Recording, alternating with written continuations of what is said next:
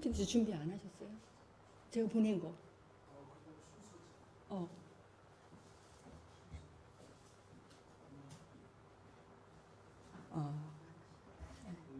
베드로전서 1장 7절인데요.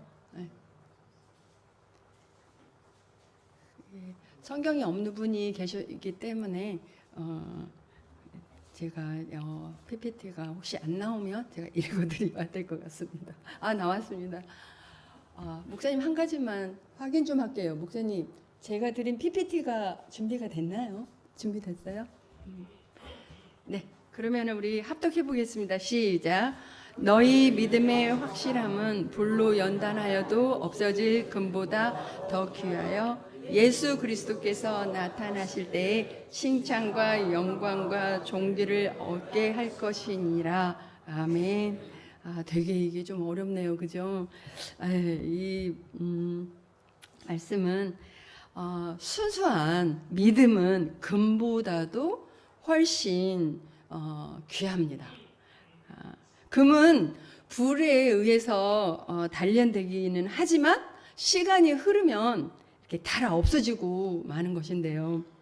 하지만 우리들의 순수한 믿음은 예수 그리스도께서 다시 오실 그날에 칭찬과 영광과 존귀를 가져다 줄 것이라는 말씀이세요. 저는 바라기는 우리 모두가, 여기 있는 우리 모두가요, 금보다 더 귀한 믿음을 갖게 되심으로 주님 만날 때 칭찬과 영광과 존귀를 받게 되는 우리 모두가 되기를 간절히 소망합니다. 저의 오늘 간증은 이제 제가 선수 시절 때 있었던 것과 또 제가 선교사가 돼서 이제 몽골에 가서 있었던 일을 시간이 많지 않아서 이제 좀 짧은 시간 안에 나누길 원하는데요. 제 삶에 놀랍게 역사해 주신 그 하나님의 그 은혜가 오늘 저희 간증을 듣는 우리 여러분들에게도 놀랍게 역사해 주시기를 간절히 바랍니다. 제가 탁구를 하기 시작한 거는 이제 초등학교 3학년 때였거든요.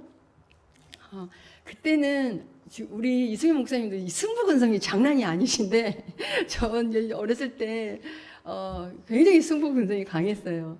그래서 뭐 동료에게 지거나 또 탁구가 잘 안 되거나 이러면 화풀이를 하는 이 물건이 있었어요. 어떤 물건이었을까요? 혹시 상상해 보실래요? 한번 보여주실래요? 그 PPT 준비되어 있으면 탁구 라켓이었어요. 그 다음이요. 네, 탁구 라켓. 네.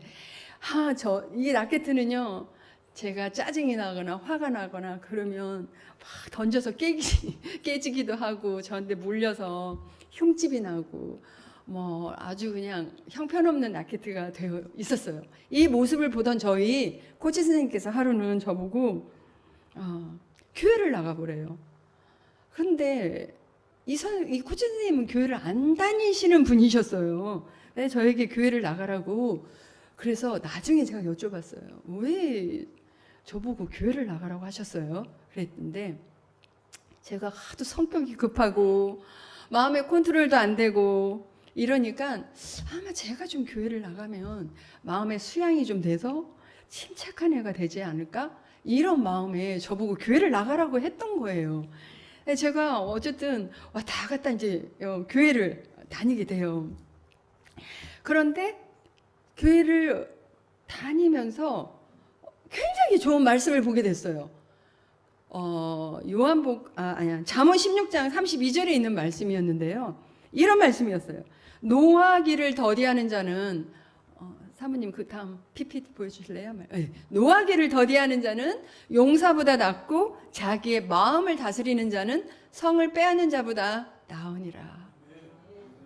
아니 저는 중학교 때였는데요. 성경에 이런 말씀도 있구나. 너무 좋더라고요.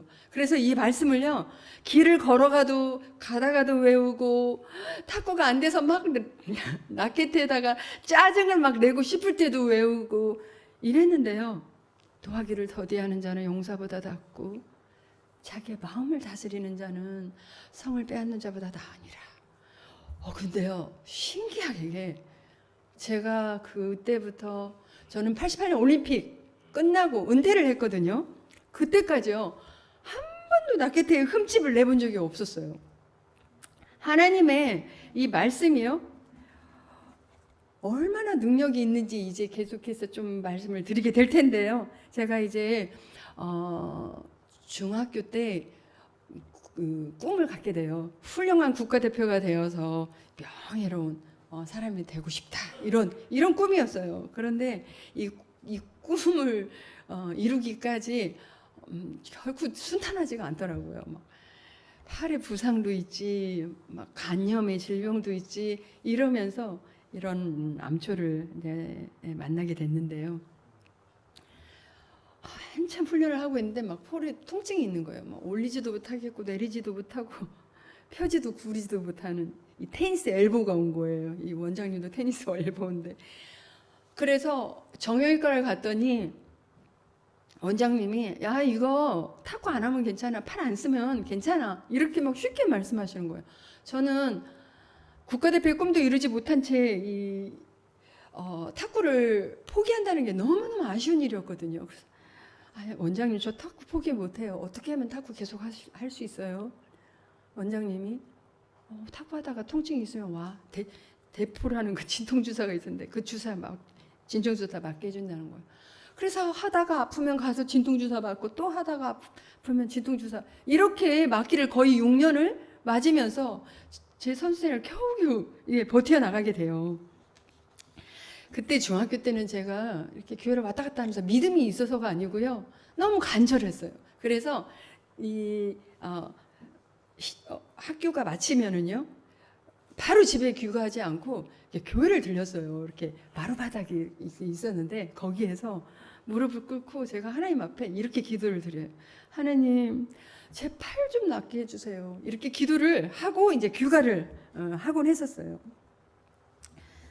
그런데 제가 19살이 되던 해에 국가대표가 되면서 세계선수권대회 처음 출전을 하게 됐어요.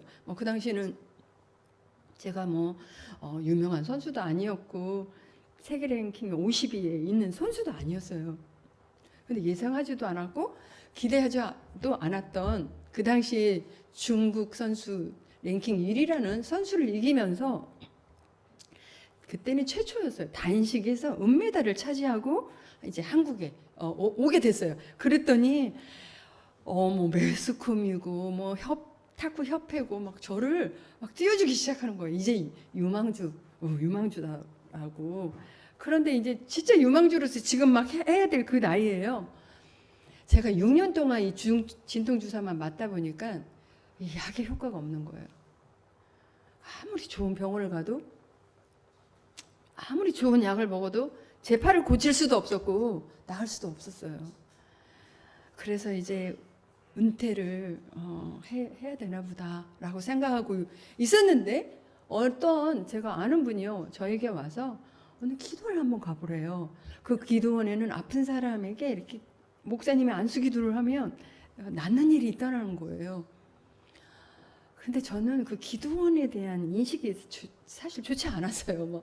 매스컴으로나 지면으로는 보긴 했지만 한 번도 가보지도 않았을 뿐더러, 근데 정말 지푸라기라도 잡는 심정으로 그 기도원을 찾아가요.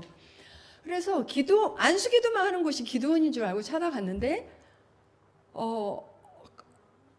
앉아서 이렇게 있었는데요, 목사님께서 말씀을 하고 계시더라고요. 근데 그 말씀이 뭐였냐면요, 하나님은 천지를 창조하시고 이 전지전능하신 분이신데 이분이 우리 인간을 너무나 사랑을 하셔서 본인이 인간이 돼서 인간의 몸을 입고 이 땅에 오셨다는 거예요. 우리 죄를 사해주기 위해서 십자가에 그 고통을 당하시고 채찍에 맞으시고 십자가에 달리셔서 죽으시고 3일 만에 부활하셨다는 거예요. 제가 교회는 왔다 갔다는 했지만 도대체 이 복음이라는 걸 제대로 들어본 적이 없었어요. 그런데 그 말씀을 들으면서 왜? 내가 뭐길래? 나 같은 죄인을 예수님께서 그 고통을 당하시고 채찍에 맞으시고 피를 흘리시고 십자가에 왜 돌아가셨을까? 이 생각을 하는데요. 얼마나 막 눈물이 나는 거예요. 눈물, 콧물 막 흘리면서요. 제 죄를 막 회개하게 되더라고요. 뭐가 그렇게 죄가 많은지 막 죄를 회개하고 이제 예수 그 그리스도를 나의 인생의 주인으로 영접을 하게 돼요. 근데요, 예수님을 이렇게 영접을 하게 되는데 왜 이렇게 새롭게 뭔가 제가 분명히 그 기도를 갈 때 그 꽃과 나무를 보면서 이렇게 왔는데 돌아갈 때는 막 왜 이렇게 그게 아름답게 보여지고 하나님께서 그 지으신 하나하나가 너무 예쁜 거예요. 제 마음도 막 평강과 기쁨으로 가득 차 있었어요. 내가 오늘 죽어도 천국에 가는구나 생각을 하니까 그렇게 뛸 듯이 기쁘더라고요. 그냥 안수기도 하는 시간이 됐어요. 이제 목사님 안수기도를 봤는데 저도 받았죠. 저는요 그 기적이라는 게 제가 뭐 정말 뭐 들어만 봤고 뭐 지면으로만 봤지만 저에게 일어날 거라는 건 저는 생각을 하지도 못했어요. 믿음이 있어서 사실 나는 안수기도를 받으면 난 나을 거야 이런 믿음이 있어서가 아니었어요. 그런데요 6년 동안 아팠던 팔을 하나님께서 그 목사님의 안수기도를 통해서 고쳐주세요. 하나님은요 하시고자 하는 일이란 무엇이든지 하실 수 있는 분이시구나라는 것을 저는 처음 깨닫게 돼요. 그 6년 전에 방과 후에 교회에 와서 제 팔을 부여잡고 하나님 제 팔 좀 낫게 해주세요 라는 그 기도를요 결코 잊지 않으셨더라고요. 아무런 방법이 없었을 때 하나님의 방법으로 제 팔을 고쳐주시더라고요. 저는요 이런 주님을 만나고 나서 제 사고가 바뀌었어요. 어떻게 바뀌었냐면요 예배소서 4장 7절에 보니까 이런 말씀이 있었어요. 하나님께서는 우리 각 사람에게 그리스도께서 나누어 주시는 선물의 분량을 따라 은혜를 주셨습니다. 제가요 이 말씀을 알기 전에는 제가 제 동료들보다 탁구를 잘하고 메달을 따고 성적을 잘 내는 게 저는 그들보다 제가 더 뛰어나기 때문인 줄 알았어요. 제가 더 잘났기 때문인 줄 알았었어요. 그런데 이 말씀을 보았는데 이 말씀에 이렇게 적혀 있는 거예요. 하나님께서는 우리 각 사람에게 은사와 재능과 달란트를 각각 선물로 주셨다는 거예요. 이 말씀을 보고 나서 내가 탁구를 잘하는 이 탁구는 나에게 주신 이 재능은 하나님의 선물이었었네 라는 생각을 하면서요 훌륭한 국가대표가 되어서 명예로운 사람이 되겠다라는 저의 중심에서요 이제는 하나님께 영광을 돌리겠다고 하는 하나님의 중심으로 이제 제 가치관이 바뀌어지게 된 거예요. 그때부터 이제 팔이 낫고 그 누구보다도 열심히 이제 훈련을 하고 있었어요. 막 때로는 막 발바닥에 물집이 잡히면서 바늘과 꺼지를 늘 달고 다니면서 가지고 다니면서 그 물집을 터트려 가면서 훈련을 하고 그렇게 하고 있었는데요. 말씀드린 것처럼 또 다른 고난이 저에게 찾아오는 거예요. 그건 간염이라는 질병이었어요. 이 운동선수가 그 누구보다도 훈련을 하면서 연습을 많이 해야만이 되는데 이 체력이 받쳐주지 않으니까 이 훈련을 제대로 할 수가 없는 거예요. 막 이 불빛을요 못 봐요. 눈이 피곤해서 탁구대에 쓰면 다리에 힘이 빠지니까 훈련을 제대로 받을 수가 없어요. 하루를 무리하며 이틀 3일을 쉬어야 될 정도로 체력이 따라주지 않았어요. 무리를 하다 보니까요 이게 간 수치가 올라가니까 병원에 50일을 입원을 한 적이 있었어요. 병상에서 제가 이런 생각이 드는 거예요. 왜 나만 이렇게 유독 고난이 많은 걸까? 아마도 만약에 제가 그런 고난이 없었다면요 저는 하나님 앞에 기도하는 사람이 되지 않았을 것 같아요. 제가 병원에 입원해서 누워가지고 하나님 앞에 그렇게 기도했어요. 하나님, 그때는요 정말 중요한 시기였거든. 저한테 86년 아시안게임 있었고 88년 올림픽이 서울에서 있었단 말이에요. 88년 올림픽은 탁구라는 종목은 이전에 올림픽 종목이 없었어요. 88년 올림픽이 처음이었어요. 그러니까 너무너무 저는 마지막으로 참가를 해보고 싶었던 거예요. 그래서 병상에서 그렇게 기도를 드린 거예요. 하나님, 제가 올림픽까지만 할 수 있도록 제 체력을 좀 주세요. 라는 것이 이제 저의 기도였거든요. 그래서 그렇게 기도를 드리고 이제 말씀을 보게 됐는데 잠언에 24장을 보다가요 16절에 이런 말씀이 있었어요. 대저 의인은 7번 넘어질지라도 다시 일어나거니와 라는 말씀이 있었어요. 마치 하나님께서 이렇게 저에게 말씀하시는 것 같아요. 여러 번 넘어지고 힘든 일이 있어도 포기하지 말고 다시 일어나라고 말씀해 주시는 것 같았어요.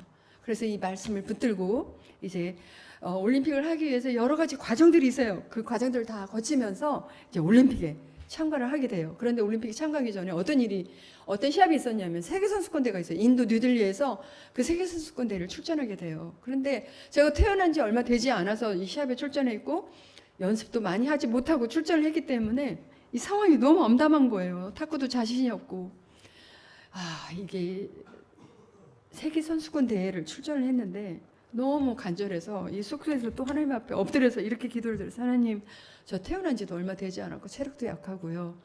훈련 제대로 하고 오지 못해서 저 탁구 자신이 없습니다. 저 좀 도와주세요. 단식 준결승에 갔는데요. 어떤 선수랑 겨루게 됐냐면 저는 제가 국가대표가 고등학교 때부터 되면서 국지대회를 여러 번 나가면서 같은 나이 한 번도 이겨보지 못했던 중국 선수를 다이리라는 선수를 만나요. 이 선수하고 세트수가 2대2가 됐어요. 마지막 5번째 시합을 이제 해야 되는 거예요. 탁구를 아시는 분은 이전에는 21점이었는데 지금은 11점이라는 걸 아실 거예요. 옛날에 21점 시대 때 2대2가 돼서 마지막 5번째 그 선수가 18점이고 저는 11점이었어요. 그 선수는 3점만 따면 결승에 올라가게 되는 거예요. 저는 무려 10점을 따야 되는데 누가 봐도 제가 다 진 시합이었어요. 그 점수 18대 11. 그런데요, 하나님께서 제 마음에 이렇게 평안함을 주셨는데 그냥 한 점 한 점 최선을 다해서 시합을 했어요. 그 선수 18이라는 점수를 그대로 묶어놓고요 10점을 연속적으로 따면서 21대 18로 역전승을 거두게 돼요. 할렐루야. 그뿐만이 아니라요, 이제 그 다음 해에 이제 올림픽이 있었잖아요. 아시다시피 세계 탁구에서 최강이 중국이에요. 난공불락이라는 별명이 붙어질 정도인데요. 올림픽에서 단식에서 누가 1등을 했냐면 1, 2, 3등을 다 중국이 했어요. 첸진과 자오짐이라는 선수가 했는데 이 선수와 현정아 선수와 제가 복식 결승을 이제 남겨놓고 있었어요. 시합 시간이 됐어요. 중국 선수들이 먼저 출전했어요. 저랑 현정아 선수랑 이제 출전을 해야 되는데요. 우리 둘이 너무나 이렇게 자신이 없는 거예요. 그리고 마음에 위축이 돼 있었어요. 그래서 우리 기도하고 들어가자. 둘이 손을 꼭 붙들고 기도를 했어요. 하나님, 저희가 훈련했던 거 후회 없이 최선을 다할 수 있도록 도와달라고 기도를 하고 시합에 딱 들어갔어요. 복식은요 3번을 하면서 2번을 이긴 팀이 금메달을 따요. 첫 번째 시합을 하는데 그 시대도 21점 했으니까 막 접점 끝에 아슬아슬하게 21대 19로 간신히 이겨요. 두 번째 시합하는데 저희가 또 형편없이 졌어요. 마지막 3번째 시합을 하는데 어떤 일이 있었냐면요, 시합의 초반에 막 중간에 접점 끝에 가다가 중간에요, 상대 중국 선수가 둘이 호흡이 맞지 않아서 이게 복식이 다리 스텝이 맞지 않아 가지고요, 자오지민 선수가 발에 걸려서 그 코트에서 넘어지면서 엉덩방아를 찢는 일이 생겨요. 그것이 계기가 되면서 저희가 점수를 확 따면서 21대 10이라는 점수로 이기고 금메달을 따게 돼요. 할렐루야. 이 기자들이 인터뷰를 하러 오는 거예요. 금메달 딴 소감이 어떻습니까? 아까 잠깐 나왔는데 제가 어떻게 고백했냐면요, 우리들이 부족하지만 신앙의 힘으로 정화와 함께 호흡을 맞춰서 우승을 할 수 있었던 거 하나님께 영광을 돌립니다. 이렇게 인터뷰를 할 수 있었던 이유가 있었어요. 저는 고린도전서 1장 27절이 저의 고백이 된 거예요. 하나님께서 세상에 미련한 것들을 택하사 지혜 있는 자들을 부끄럽게 하려 하시고 세상에 약한 것들을 택하사 강한 것들을 부끄럽게 하려 하시며.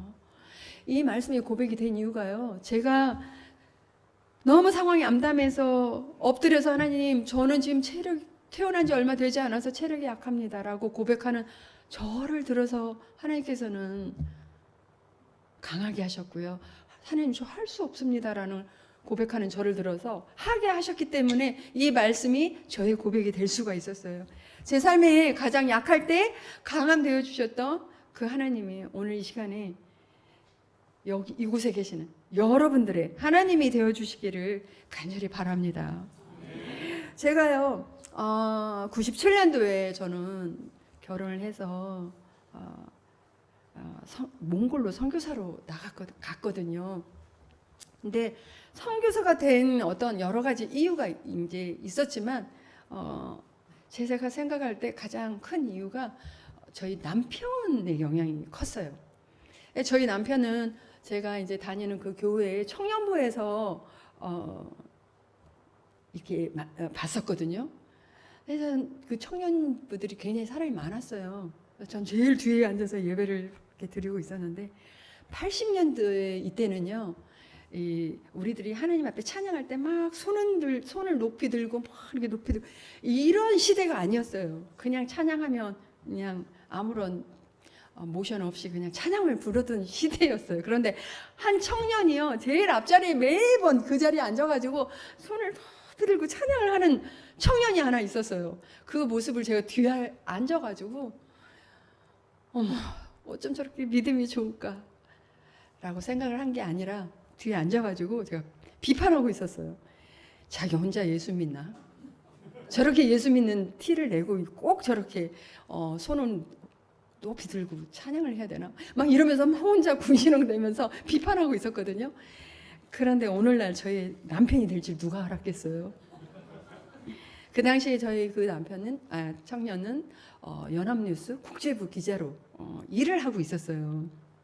근데 왜 어떤 기자였냐면 이런 취재하는 기자가 아니고요, 한국 뉴스를 번역을 해서 해외로 보내는 이런 번역 기자를 6년 동안 했던 거예요. 근데 그때는 왜 하나님께서 그 번역 일을 하게 하셨는지 알지 못했어요. 저희가 97년도에 저희 가족이 몽골로 선교사로 가서 몽골에 가서 알았어요. 몽골을 가봤더니요, 몽골도 우리나라처럼 분단 국가더라고요.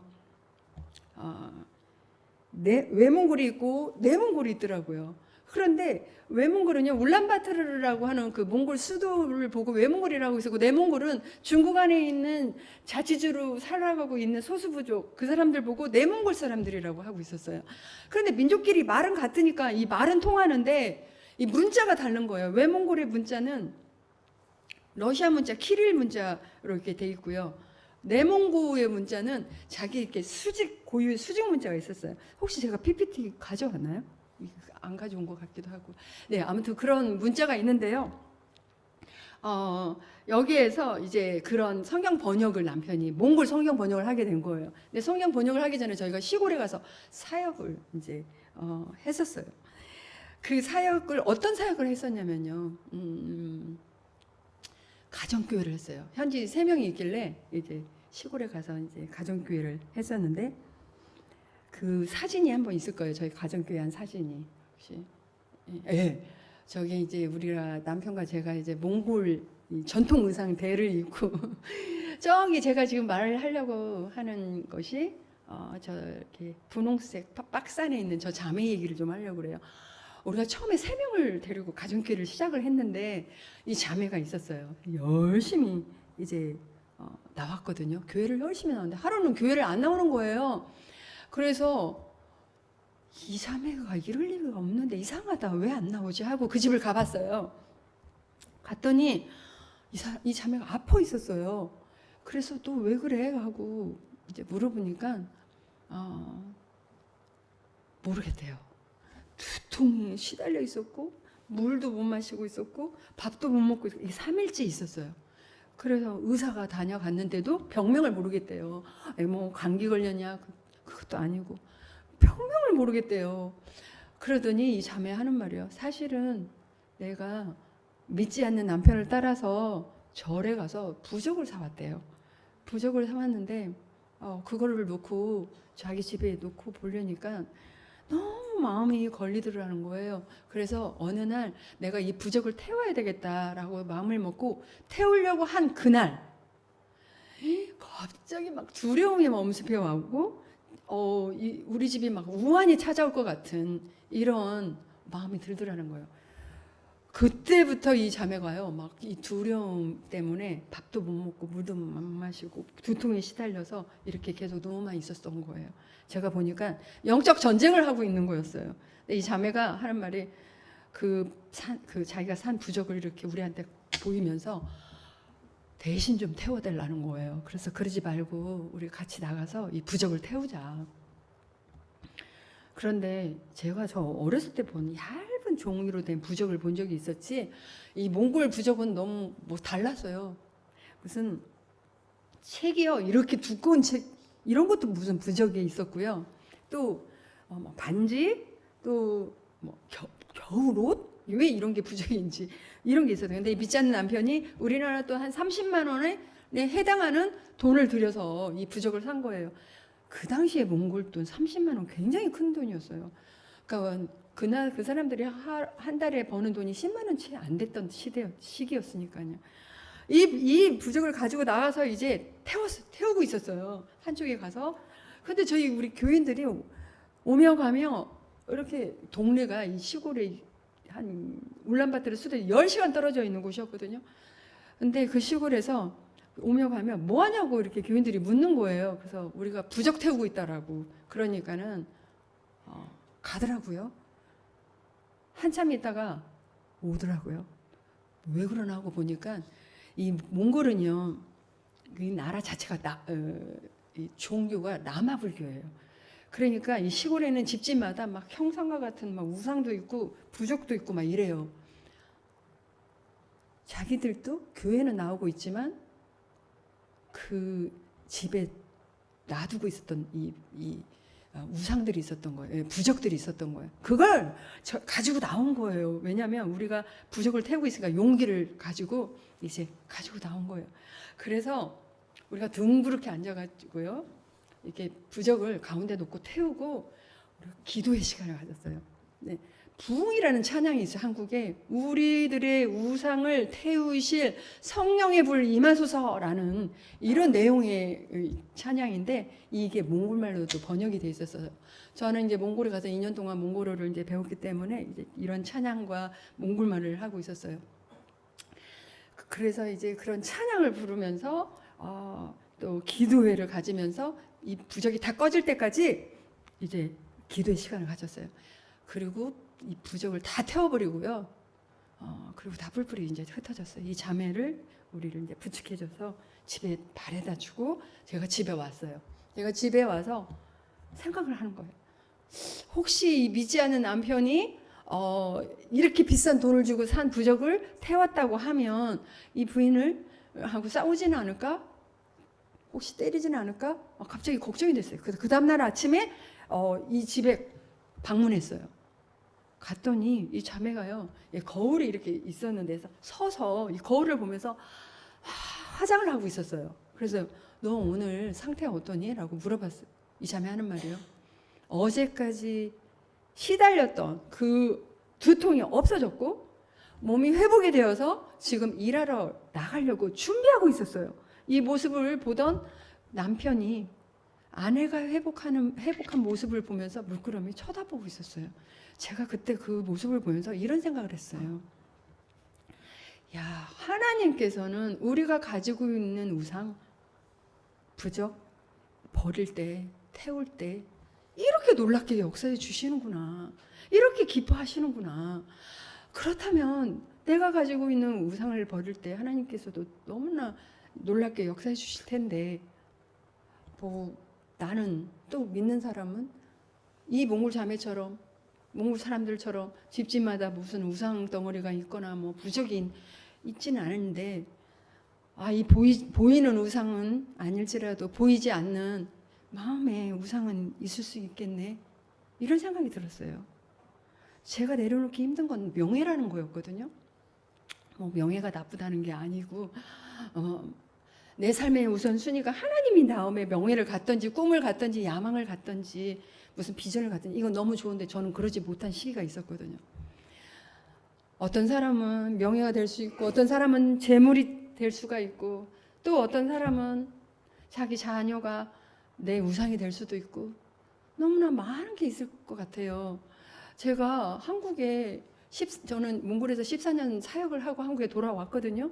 내가 한국에 돌아와서 초반에 이사를 자주 다녔어요. 근데 처음 들었어요. 이사 가는 날 무슨 손 없는 날이 있대요. 귀신이나 악귀가 돌아다니지 않는 날이 있다라는 거예요.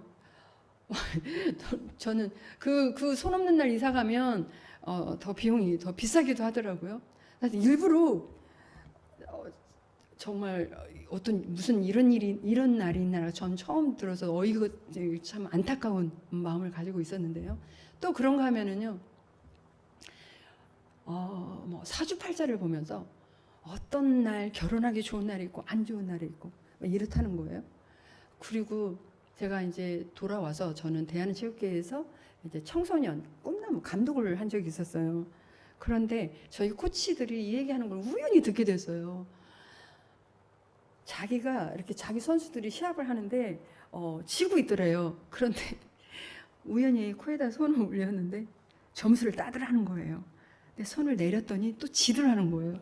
그래서 시합을 끝날 때까지 계속 손을 올리고 있었다라는 얘기를 하는 걸 제가 들으면서 너무 안타까웠어요. 아직 이 청년들이 아직도 이런 미신을 믿고 있나? 이런 생각이 들었어요. 하나님께서 우리에게 주신 하루하루가 얼마나 귀하고 복된 날인데 어떤 날이 이사하기 좋은 날이 있고 안 좋은 날이 있고 결혼하기 좋은 날이 있고 안 좋은 날이 있냐고요. 요한복음 8장 32절에도 이런 말씀이 있어요. 진리가 너희를 자유케 하리라. 이런 말씀이 있는데요. 우리를 묶고 있는 사단의 영과 미신에서 우리는 자유롭게 될 수가 있어요. 이 몽골 자매처럼 우상을 버리고 태워버릴 때 우리 보이는 것뿐만이 아니라 우리 마음속에 있는 하나님보다 더 집착하고 하나님보다 더 사랑하고 하나님보다 더 좋아하고 있는 이 마음의 우상을 십자가 앞에 내려놓고 태워버리고 버려버릴 때 하나님께서는 우리 삶을 놀랍게 역사해 주실 것이라고 저는 믿어요. 저는 하나님은요 우리의 소원을 이루어 주시는 하나님이시죠. 제가 한 가지만 말씀드리고 이제 마무리를 하려고 해요. 시편 37편 4절에 보면 이런 말씀이 있어요. 또 여호와를 기뻐하라. 저가 내 마음의 소원을 이루어 주시리라. 하나님을 기쁘시게 할 때, 하나님을 기뻐할 때 하나님께서 우리의 마음의 소원을 이루어 주시는 분이신데요. 제가 뭐 선수 시절 때는 하나님께서 제 마음의 소원을 이루어 주셨지만 제가 선교지에 가서 제 마음의 소원을 이루어 주신 것을 이제 말씀드리려고 해요. 그거는 저의 자녀 교육 문제였던 거였는데요. 저는 딸 둘이 있어요. 연년생이었어요. 제가 몽골에 선교사로 갈 때는 4살, 5살이었어요. 그때는 교육 걱정하지 않아도 됐어요. 그냥 몽골 유치원에 보내면 되는데 초등학교를 가서 이제 교육을 받아야 되겠는데 저희는 그 시골에 동구부주라는 그런 시골에서 뭐 그곳에 한인학교가 있었겠어요? 국제학교가 있었겠어요? 제가 하나님 앞에 기도했어요. 하나님, 우리가 사역할 때 이 홈스쿨 할 수 있는 자원봉사가가 좀 와서 우리 아이들 교육을 좀 담당했으면 좋겠다라고 기도를 드렸어요. 그런데요, 너무 감사하게 여러분의 이 가정교사들이 왔었어요. 자원봉사를 해주러. 그래서 어떤 분은 이제 유치원 선생님이셨는데 와서 아이들에게 여러 가지 뭐 재밌게 놀아도 주고 또 공부도 시켜주고 그리고 어느 정도 하고 가셨는데 이번에는요 학원에서 수학 선생님이셨어요. 이분이 또 오셔서 수학뿐만이 아니라 초등학교 배워야 될 과목들을 또 다 가르쳐 줬어요. 큰아이가 4학년이 됐고요. 작은 아이가 3학년이 됐어요. 그런데 어디에서 어떤 선생님이 와주셨냐면요. 저는 WEC라는 웩이라는 국제 선교 단체에 소속해 있어요. 그 본부가 그때는 영국에 있었어요. 그래서 저희가 이렇게 기도 편지를 써서 보낼 때 영국에도 저희 가정 교사가 필요합니다. 홈스쿨 할 수 있는 교사가 필요합니다. 기도해 주세요 하고 기도 편지를 보냈어요. 영국에. 그 본부에 보냈는데요. 이 본부에서 이 저희 기도 편지를 본 영국인이 있었어요. 이 영국인이 여자분이셨고 결혼하지 않은 싱글분이셨는데 이분은 어떤 분이셨냐면 9년 동안 초등학교 교사만 했던 분이셨어요. 그런데 이분이요, 저희 기도 편지를 보고요, 그 학교에 교사했던 그 학교에 사표를 내고요, 그 학교에서 가르쳤던 이 영국 교과서를 들고 저희 아이 둘을 가르쳐 주겠다고 그 몽골에 와주신 거예요. 별로 이렇게 놀라시질 않네요. 저는 그런 생각을 했거든요. 야, 한국에 아무리 부자가 있다 할지라도 영국인을 가정교사로 둘 만한 사람 과연 얼마나 있을까? 이건 정말 하나님의 은혜다. 이분이요, 한 달, 두 달도 아니고요, 1년, 2년도 아니고요, 큰아이가 초등학교 졸업할 때까지 3년을 헌신하시고, 이제 큰아이가 중학교를 가야 되니까 이 선생님은 중학교 선생님이 아니니까 가르칠 수가 없잖아요. 그래서 다시 영국에 이제 가신 거예요. 그리고 이제 큰아이가 중학교 1학년을 가야 되겠고 작은애가 초등학교 6학년을 가야 되겠는데, 그때는 저희가 어디에 있었냐면 아까 말씀드린 것처럼 저희 남편이 성경 번역을 하기 위해서 이제 내몽골에 이제 가 있었단 말이에요. 근데 거기에도 마찬가지예요. 국제학교가 있었고 한인학교가 있었던 게 아니어서 아이들이 어리지만 좀 떨어져 있어야 되겠다라는 생각을 하게 돼요. 그래서 이제 기숙사로 보내야 되겠네. 그래서 또 하나님 앞에 기도하면서 찾아봤어요. 그런데요, 인터넷에서 찾아봤는데 이 대전에 국제학교가 있었어요. 그런데 이 선교사 자녀에게 혜택을 준다는 거예요. 사실 국제학교 학비가 얼마나 비싼지 저는요 그때 알았어요. 그 학교도 지금 엄청 비싸졌는데 그때도 엄청 비쌌어요. 1년에 학비가요 15,000불? 그러니까 2명이니까 거의 3만 불 정도 되잖아요. 거의 6천만 원이 다 되는 이런 학비, 과연 얼마만큼 혜택을 주는 걸까? 너무 궁금했어요. 근데 교장선생님이 인터뷰를 하는데 교장선생님이 아이들은 시험을 보래요. 몇 학년을 배치해야 되는지 보려고. 저에게는 필요한 서류를 떼어오래요. 뭔가 입학은 다 됐는데 제가 궁금한 학비 얘기를 안 하셔서 제가 할 수 없이 여쭤봤어요. 저희가 내야 될 학비가 얼마입니까? 이제 이분이 미국 교장선생님이셨거든요. 뭐라고 그러냐면요, 네가 내고 싶은 만큼만 내. 이게 10불도 좋고 100불도 좋아. 아니, 지금 10불이 얼마인지 몰라서 지금 이렇게 반응 안 하시는 거 아니죠? 13,000원, 13만 원 이렇게 말씀하시는데 제가 아무 말도 하질 못했어요. 마치요, 하나님께서 그 교장 선생님의 입술을 통해서 너 자녀 교육 걱정하지 말고 열심히 하나님 앞에 일하라라고 이렇게 느껴졌어요. 저를 위로해 주시는 것 같았어요. 그래서요, 큰아이가 중학교 1학년부터 고등학교 3학년까지 6년을, 작은아이가 초등학교 6학년부터 고등학교 3학년까지 7년을요 정말 작은 학비만 내고 교육을 받을 수가 있었어요. 저는 이 마태복음 6장 33절에 이런 말씀이 있어요. 저는 이 말씀을 기억합니다. 너희는 먼저 그의 나라와 그 일을 구하라. 그리하면 이 모든 것을 너희에게 더하시리라. 사모님 그거 PPT가 없었구나. 네, 이런 말씀이 있었는데요. 이 말씀은요, 우리가 내 삶을 통치하실 수 있도록, 하나님께서 내 삶을 다스릴 수 있도록 나를 내어드릴 때 하나님께서 우리를 책임져 주시겠다는 말씀이세요.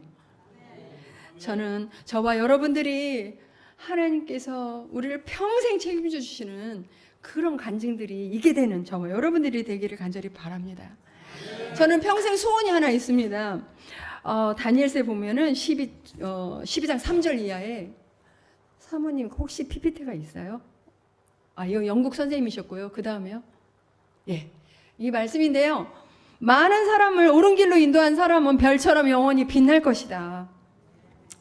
저는 이 말씀이 저의 평생 소원이에요. 어떻게 하면은 내가 알고 있는 이 예수 그리스도를 알게 할 수 있을까? 정말 저의 소원인데요. 정말 많은 사람이 예수님을 알게 되었으면 좋겠어요. 왜냐하면요, 인생에 이 중요한 순간이 있다면, 가장 중요한 순간이 있다면 이 예수님을 인격적으로 만나는 일이기 때문이에요. 얼마나 예수님을 이 만나는 일이 중요하면은요, 로마서 9장 3절에 사도 바울이라는 사람이 이렇게 얘기를 했어요. 그 다음 보여주실래요? 나의 형제 곧 골육의 친척을 위하여 내 자신이 저주를 받아 그리스도에게서 끊어질지라도 원하는 바로다. 이게 무슨 말이에요? 내 자신이 저주를 받더라도 내가 사랑하는 내 친척, 내 형제, 내 부모, 친구, 이 사람이 구원을 받는 게 소원이라는 말씀 아니겠어요? 그런데 이 사도 바울이 이렇게 안타까운 심정으로 이런 고백을 했는데요, 그 누구보다도 안타깝게 저희를 위해서 그 사랑을 보여주신 분이 계신 거예요. 우리의 죄를 사해주기 위해서 그 십자가에 죽기까지 우리에게 그 보여주지 엄청난 그 사랑을 보여주지 그 예수님께서요, 우리 한 사람 한 사람을 만나길 원하고 계시는 거예요.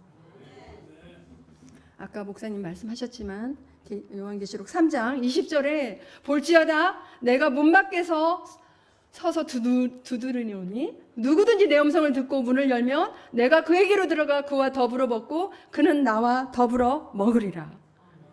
이렇게요, 오늘 또 여러분들의 마음의 문 밖에 서서 예수님께서 두드리고 기다리고 계십니다.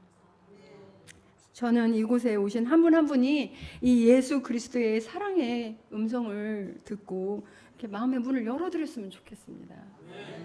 그리고 이 예수 그리스도를 믿으시고 내 삶의 나의 주님으로 예수 그리스도를 영접하시는 그런 우리 모두가 되기를 간절히 소망합니다. 말씀드린 것처럼요, 저는 선수 시절 간염과 부상 등 많은 어려움을 겪었죠. 어떤 분들은 저에게 이렇게 얘기를 하더라고요. 어떻게 그런 시련을 극복하고 금메달을 딸 수 있었습니까? 저는 이렇게 대답했어요. 저는 신앙이 없었다면 그 어려움들을 이길 수 없었을 것입니다 라고 대답을 했는데요, 특별히 제가 예수님의 이름으로 기도할 때 하나님께서는 그 모든 시련을 이길 수 있는 힘을 주셨어요. 어떤 분들은 세상에 이렇게 얘기하는 거예요. 세상에 많은 신들도 있는데 꼭 예수 그리스도 이름으로 기도해야 하냐고 물어요. 저는 이렇게 대답해요. 네, 꼭 예수님 이름으로 하나님께 기도해야 합니다. 왜냐면요, 예수님만이 하나님과 인간 사이를 막고 있는 죄의 문제를 해결해 주신 분이시기 때문입니다. 그 전 거요. 사모님 그 전 거요. 네, 죄가 있어서 하나님 앞에 우리가 갈 수가 없는데요. 그래서 예수님이 우리의 죄를 대신하여 이제 벌을 받으시고 피 흘려 죽으셨습니다. 그러므로 누구든지 예수님을 믿고, 그 다음 거 보실래요? 예수님을 믿고 그 이름을 의지하여 하나님 앞에 나아가면 죄인 되었던 내가 영생을 얻게 되고, 정죄받아야 될 내가 정죄받지 않으며 영원히 지옥, 즉 사망에 있는 내가 생명으로 옮겨질 수가 있는 것입니다. 우리 모두가 함께 기도함으로 내가 지금 당장 죽는다고 할지라도 천국에 갈 수 있는, 구원을 받을 수 있도록 우리가 합심해서 기도하는 시간을 가져봤으면 좋겠습니다. 예수 그리스도를 나의 구주 되심을 입으로 시인하고 마음으로 영접하셔서 여러분 모두가 하나님의 자녀가 되시기를 간절히 소원합니다. 그러면은 이 시간에 눈을 감고 저를 따라서 기도해 주시는 한 절 한 절 저를 따라서 기도해 주시기를 바랍니다. 기도하시겠습니다. 하나님 아버지, 지금까지 저는 하나님을 떠나 살았습니다. 그동안 지은 저의 죄들을 용서하여 주옵소서. 이제 저는 우리 모두의 죄를 대신하여 죽으시고 부활하신 예수 그리스도를 믿으며 나의 주님으로 모시고 새롭게 살기 원합니다. 지금부터 천국 가는 그날까지 나와 동행해 주옵소서. 예수님의 이름으로 기도합니다. 아멘. 제가 잠시 기도하겠습니다. 사랑이 많으신 하나님 아버지, 오늘 제가 이 강서 사랑의 교회에 와서 저의 간증을 나누었습니다. 하나님 아버지, 국률하신 은혜가 이 자리에 계신 우리 한 분 한 분을 만져주셔서 안아주시고 우리의 모든 죄를 회개하고 예수 그리스도를 영접하여 하나님의 자녀가 다 될 수 있도록 도와주시옵소서. 이 모든 말씀 예수 그리스도 이름으로 기도합니다. 아멘.